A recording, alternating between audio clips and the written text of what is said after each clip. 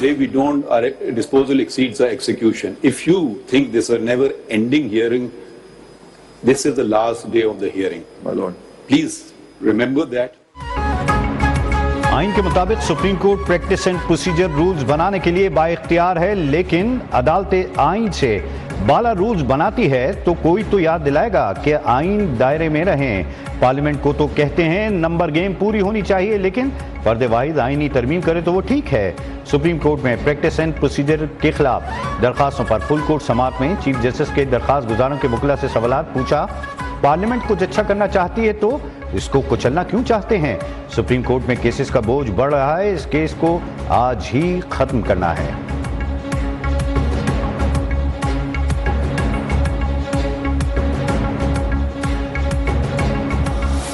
Why not more important petitions like enforced disappearances, other human rights issues? Now, that is a question which the Parliament wanted to address. Why should these cases have been taken first? कानूनी दायरे में रहकर rules बदलने का इख्तियार सिर्फ supreme court का है। प्रैक्टिस एंड प्रोसीजर एक्ट के खिलाफ दरखास्तों पर समाअत के दौरान जस्टिस एजाजुल एहसन के रिमार्क्स। जस्टिस मुनीर बख्तर ने कहा, पाबंद करने का मतलब है रूल्स मौजूदा कानून के मुताबिक ही बनेंगे। जस्टिस जमाल मंदोखिल बोले, कानून या आइन से मुतसादम कोई भी ज़ाब्ता खुद ही कलअदम हो जाएगा। जस्टिस अतर मिनल्ला ने पूछा, क्या पार्लियामेंट बुनियादी हुकूक से मुताल्लिक कानून साजी नहीं कर सकती? प्रैक्टिस एंड प्रोसीजर से ज़्यादा बड़ा मसला जबरी गुमशुदगियों का है।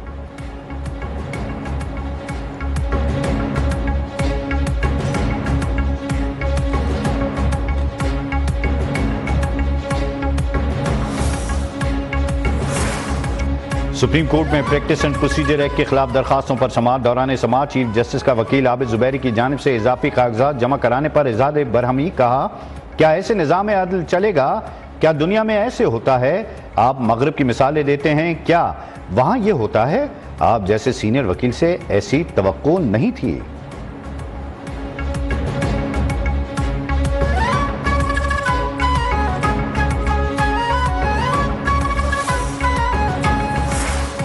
साइफर केस में चेयरमैन पीटीआई और वाइस चेयरमैन पर फर्द जुर्म आयद करने के लिए 17 अक्टूबर की तारीख मुकर्रर।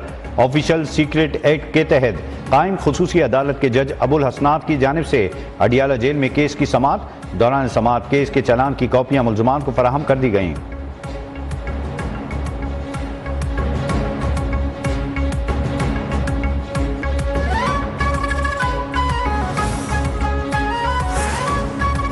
गजा पर शदीद बमबारी के साथ काबिज इजराइल की जानिब से ज़मीनी कार्रवाई की तैयारी।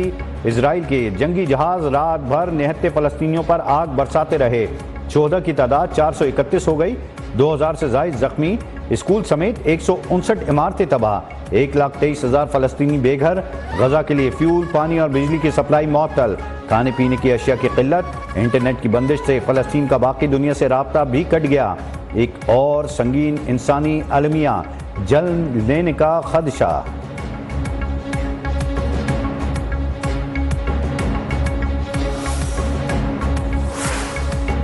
हमास के हमलों में हलाक इजराइलियों की तादाद 1000 से जायद हो गई। 2000 से जायद जख्मी। फौजी अफसर समेत 130 इसराइली कैद। इजराइली दारुल हुकूमत तेल अवीव पर रॉकेटों की बारिश। हमास के हमलों से खौफजदा इजराइलियों की मुल्क से भागने की कोशिश। तेल अवीव एयरपोर्ट पर परवाज मनसूखी ऐलान के बावजूद इजरायली शहरियों का रश।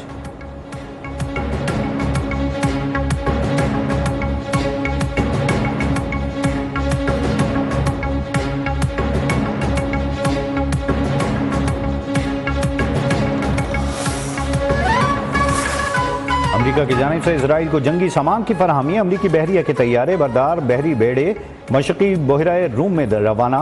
बेड़े में क्रूज मिसाइल और जदीद जंगी जहाज भी शामिल। वजीर दिफा जनरल ऑस्टिन का इसराइल को मजीद जंगी सामान और इजाफी वसाइल भी देने का ऐलान। अमरीकी सदर जो बाइडन और इजरायली वजीर आजम नेतन्याहू के दरमियान टेलीफोनिक राब्ता। अमरीका की काबिज इजराइल को भरपूर ताउन और हिमायत की यकीन दहानी।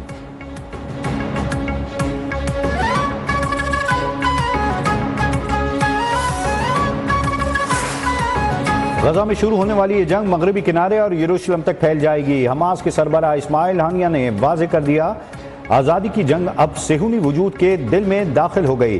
दुश्मनों को जिल्लत भरी शिकस्त का सामना करना पड़ा। अरब ममालिक को मुखातिब करते हुए बोले, इजराइल खुद अपनी हिफाजत नहीं कर सका तो आपकी क्या तहफ़्फ़ुज़ फराहम करेगा, और ना ताल्लुकात की बहाली से फ़लस्तीन का कोई हल निकल सकता है।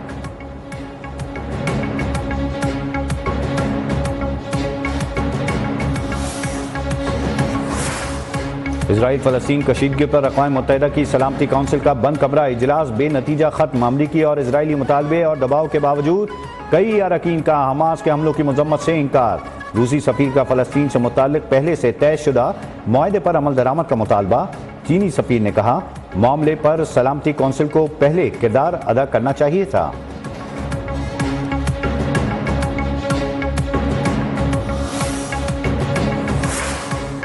फ़लस्तीन के हक में आलमी सतह पर रैलियां निकाली जा रही हैं। तुर्किया में अवाम की बड़ी तादाद सड़कों पर निकल आई।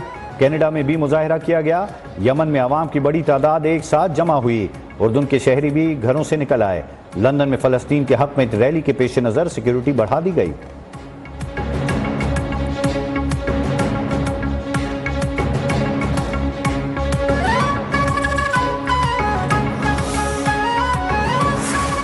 मशरिक़ वस्ता में कशीदा सूरत हाल की आलमी मंडी पर असरात। खाम तेल की कीमत में 5% तक इजाफा हो गया।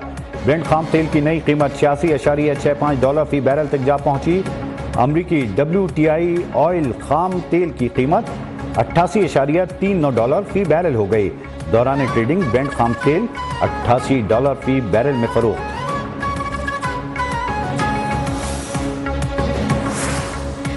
महंगाई में जकड़े अवाम की मुश्किलात में इजाफा होता जा रहा है। आए रोज आटे, घी, दाल, चावल और फलों की कीमतें बढ़ती जा रही हैं। मुल्तान में केला 120 रुपए दर्जन हो गया। आटे की कीमत 10 रुपए इजाफे से 155 रुपए, चावल 370 रुपए, दाल चना 260 रुपए किलो हो गई।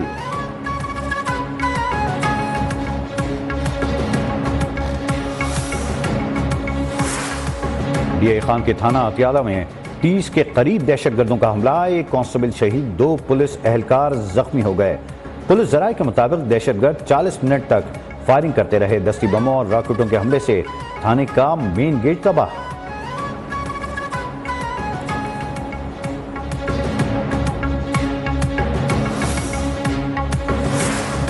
खैबर पख्तूनख्वा में स्कूलों के बाद मदारिस की भी छानबीन का फैसला। सूबे में 5000 से ज्यादा मदारिस गैर रजिस्टर्ड होने का इंकशाफ।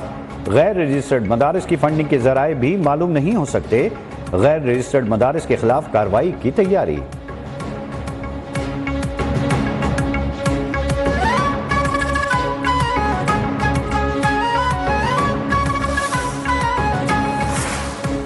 गैर कानूनी मुकीम गैर मुल्कियों को पाकिस्तान छोड़ने में 22 दिन बाकी रह गए। अब तक 48 अफगान खानदान वापस वतन मुंतकिल हो चुके। आने वाले दिनों में भी ये सिलसिला जारी रहेगा।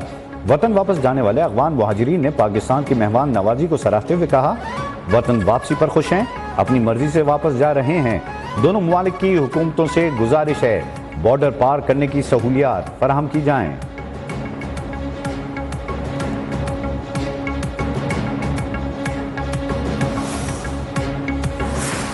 जी बिल्कुल अच्छा फैसला है। और जो लोग यहाँ पे गैर कानूनी रिहायश पजीर हैं, उनकी वजह से गैर कानूनी सरगर्मियाँ भी यहाँ पे बहुत ज़्यादा हो रही हैं। हमारे जो स्ट्रीट क्राइम है उनमें जो दिन ब दिन इजाफा हो रहा है, तो ये इसी की वजह से हो रहा है। आगे यही इससे यकीन अमन अमान की सूरत हाल बेहतर हो गया। गैर कानूनी मुकीम गैर मुल्कियों के खिलाफ इकदाम पर अवाम का इजहार इत्मीनान। शहरियों का कहना है कि हुकूमती फैसले से गैर कानूनी सरगर्मियों का सद्देबाब होगा। पाकिस्तानी नौजवान को रोजगार के मौके मिलेंगे और मुल्की मईशत और इस्तेहकाम पर भी मुस्बित असरात रोनुमा होंगे।